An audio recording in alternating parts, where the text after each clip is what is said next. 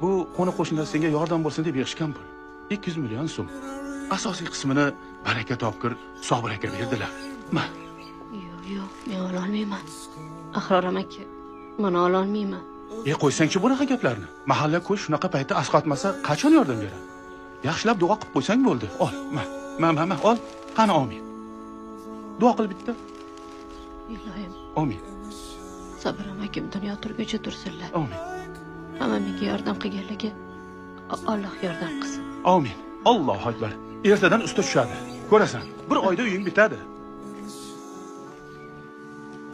Qo'shningizni o'g'lini kasal deb eshitdim. Ha, shunaqa. Shuni Turkiyada tanish doktorlarim bor. Butun xarajatini ko'tarsam, olib borib, o'zim operatsiya qildirib kelsam. Nima deysiz? Voy Nafisjon.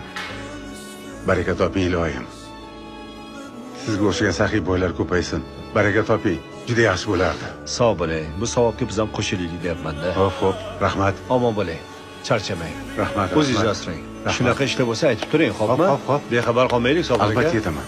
Xo'p. O'g'lim bilan sizni har kun duo qilamiz. Dunyo turguncha turing Sobir aka. Rahmat.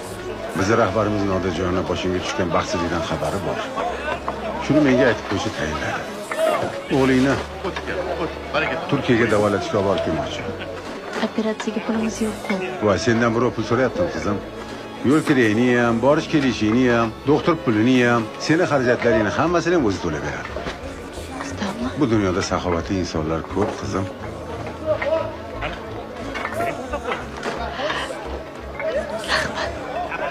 Yevona.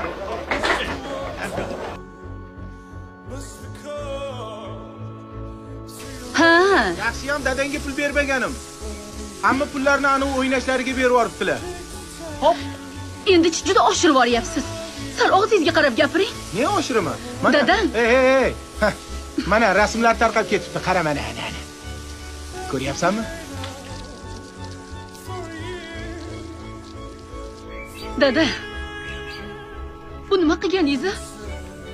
Odamlarni oldida isnodga qo'ydingiz-ku. Ish qilib bu gap qudalarimning quloqiga yetib bormasa bo'lgan edi. Otangning gapiga ishonmasdan ko'chadagi odamlarning gapiga ishonasanmi, qizim? Sen-chi onasi? Salkam 50 yildan bir xotinim bo'lsang.